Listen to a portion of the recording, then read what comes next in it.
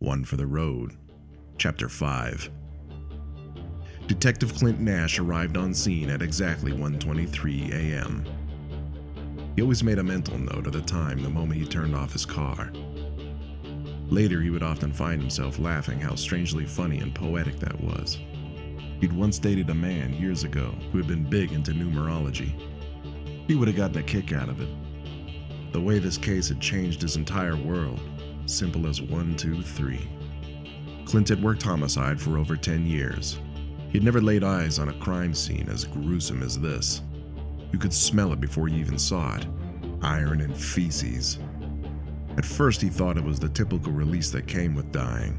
The lacerations across the victim's belly proved to be the true culprit, though. Jesus Christ, hacked straight through the intestines. Well, look who decided to show up, his partner Randall Kravitz poked. He was fond of saying no relation to the singer, obviously, while gesturing at his pinkish white arm when introducing himself. The joke was hardly funny the first time hearing it, and Clint had heard it, and all of Randy's jokes, far too many times. You know traffic on the 101 is a bitch, he shot back. He didn't much care for Randy as a person, nor as a detective. Randall Kravitz was your typical mediocre cop through and through. High school diploma, little sense of duty, big chip on his shoulder. He had sought out the promotion only for the pay raise and to be free of crazies on the street. And he had only gotten it through time served, 12 years on the beat. Yeah, I heard a semi-hauling bullshit overturned. Clint had no interest in continuing the banter. Okay, what do we got? Other than a pile of blood and guts and body parts, not fucking much. No foot or fingerprints yet. No murder weapon, no witnesses. Face is fucked. Won't be able to ID the victim or able to get dental records. Have you canvassed for surveillance cameras? Of course. Uniforms did it right after they secured the scene. We found 2 that for sure got a view, but they were smashed. Both belong to these businesses and both are closed, so we're sitting with our thumb up our asses till morning. Take one of the unis and start asking around at nearby encampments, see if anyone heard or saw anything. There aren't many near the openings of the alley, and there's nobody home at the ones that are. You'd know that if you weren't here so late. He smiled tauntingly, bathing in a sense of superiority. Shame hit Clint like a shotgun slug to the chest, but he would never let Randall see that. It would give him far too much satisfaction, and ironically enough, although he was a lackluster detective, it might give him a clue, a string to pull, and he definitely didn't trust Randy's sense of discretion. Clint had been drinking in a dive bar. He detested cop bars, and the liquor combined with 5 milligrams of Xanax he had swallowed had left him far too fucked up to drive. In fact, he'd passed out in the front seat of his car. That was where he was when he got the first call, which he missed. He had fallen in love with Xanax after the Vin Devereaux incident. That had been a shit show. How close he had come to losing it all, and the things he had seen that night had left him with semi-frequent panic attacks. He kicked the oxycodone just fine after the gunshot wound healed, which the doctors had told him was the hard part. But he'd become prone to taking more of that quartered rectangular pill than he needed. Much more. Go a few blocks out, ask anyone on the street, homeless people walking around at night, I don't know, somebody's liable to have something. In truth, he just wanted Kravitz away from him, to be free to observe and think undisturbed. He was sure there was something he had missed. Randy went, although begrudgingly, and Clint turned his attention to the mess before him. Now, looking at it, really seeing it, he had to battle the urge to vomit. Arms and legs were tossed about haphazardly. It almost looked as though an explosive had gone off inside a human body. The fingers, toes, and most of the hands and feet were gone, and the torso was covered in crisscrosses of deep, jagged lacerations, like the one across its belly.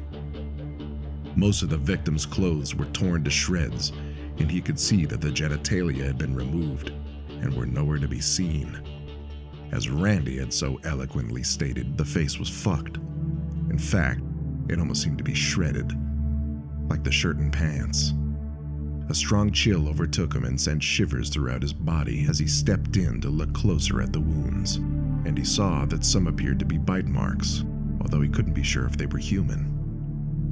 That would be a question for the medical examiner.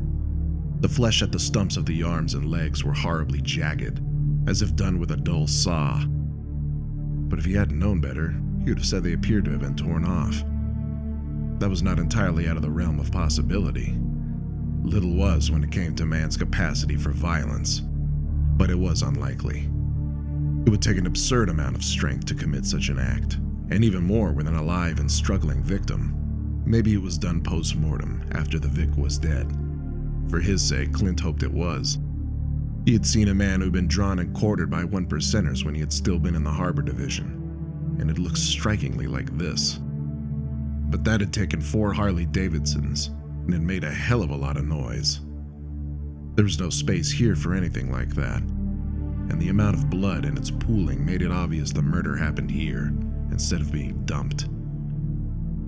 It was then that he spotted the first clue that Randy had missed: a single medium-length hair, its color fading from black to gray, lying in the pool of blood beside the torso. He used tweezers to drop it into an evidence bag. Beyond that, Randy appeared to be right. They would have to wait for forensics tonight and then until morning, when they could canvass the neighboring apartment complex and acquire the surveillance footage, although he doubted that would bear fruit considering someone, likely a suspect, had taken the time to destroy the cameras. He was turning to leave when he spotted it, Randy's second fuck-up, glinting through a third-story apartment window. It was a tiny blue light, and he was almost positive it belonged to one of the small residential cameras that people hooked up to their Wi-Fi, and it seemed quite possible that it would have a view of the alley. He made a note of it on the small memo pad he kept on him. The gaps Xanax could eat into one's memory were incredible, and then called the forensics unit, making sure to let him know that a blood spatter analyst would be needed. They trickled in over the next 20 minutes. 2 men and a woman, the requested analyst, diligently began working. Clint watched and listened as they broke down the scene with complete dispassion and borderline wonderment. The woman, Sarah Torres, explained the spatter indicated that the limbs had been removed by avulsion rather than cutting, and done pre-mortem, the poor bastard. There was significant smearing across the crime scene that wouldn't let her say for sure. It was like the perp had been rolling in it, she said. He didn't know if it was just the pills wearing off, but it was like he was seeing things for the first time. The gravity and brutality of it hit him all at once. There was a very sick individual on the loose, and something inside him told him there would be more if they weren't stopped. The team didn't turn up any further evidence, and the sheer volume of blood made it impractical to try and gather DNA, like the proverbial needle in the haystack. But all agree that there did appear to be bite marks about the victim's throat and chest, and that the wounds where the limbs had been severed were consistent with avulsion. All in all, it was a very unsatisfactory evening. Of course, Randy returned with nothing of value, other than a few working girls who said they heard screaming around 9 p.m., but couldn't be sure from what direction. He almost seemed to recoil when Clint showed him the graying hair, in anticipation of a jibe, no doubt. And his jaw damn near hit the floor when he pointed out the camera to him. Clint was in no mood for jokes, though, and only said one thing to Randall as he got in his car to head back to the station, where he would sleep for 2 or 3 hours and get back to work. Don't be so quick to assume you aren't going to find anything, or that you won't. He shut the door before his partner could issue a retort. He was back at the complex parking his car before even the first traces of red and orange began to bleed across the eastern edge of the sky, hoping to catch the residents of a certain third-story apartment before they headed out to work. It was 5:26 a.m., his watch told him. Very little sleep came to him at his desk, thinking about that bloodbath, thinking about what type of person was capable of such a thing, thinking about the camera, wishing it would be their downfall. Randy had opted to cover the residential side of the alley, likely because the earliest any of the businesses opened was 8 o'clock. Clint was fine with that. People in this neighborhood don't tend to be the friendliest toward law enforcement, and Randy had a way of making them even less cooperative. He headed for the 3rd floor first. He tried to pinpoint which apartment he thought the camera belonged to. There were 3 candidates. He knocked on their doors. At one, there was no answer. At the second, a retired woman told him she wouldn't even know how to set such a camera up if she had the money to buy one. A young Latina woman, maybe 25, answered the third. What you want? There were two children sitting at a well-worn dining room table, singing off-key at the top of their lungs along with a cartoon dog on the TV. Good morning, ma'am. I'm Detective Nash with the LAPD. I was just hoping to ask you a few questions. I can see you've got your hands full. He flashed his badge. Look, I ain't done nothing, and if Carlos did something, I haven't seen him in months. I'm getting my shit together. Her demeanor grew even more defensive at the sight of the badge. I don't think you or Carlos have done anything. I was wondering if you owned any kind of Wi-Fi connected surveillance system. It might have caught something last night that could aid my investigation. There was a murder. She looked him up and down distrustfully, and then finally opened the door fully and welcomed him inside. The place was run down and clearly lacking maintenance, but the woman had done well making it feel like a home. It was cleaner than most houses he walked into on the job. She invited him to sit on the couch. Emily, Tommy, go get dressed for school. She ushered the kids away from the dining table and down the hallway, then sat down at the opposite end of the short sofa. I bought the camera a few months ago. My car got broken into. A month after that, someone broke into a third-story apartment and beat the people inside and took everything. They're dope dealers, but still. Smart. Gotta keep your kids safe. And deterrents do tend to work, believe it or not. There was apprehension in her eyes as she spoke. Look, I want to help you, I do, but sometimes cooperating doesn't end well, if you know what I mean. I don't think you have any reason to worry on that front. You likely won't be asked to testify. The footage would be all that's needed, unless you saw or heard anything last night. Silence. Her green eyes only poured over him. I shouldn't be telling you this, but it was a grisly murder. Far beyond anything gang or organized crime related.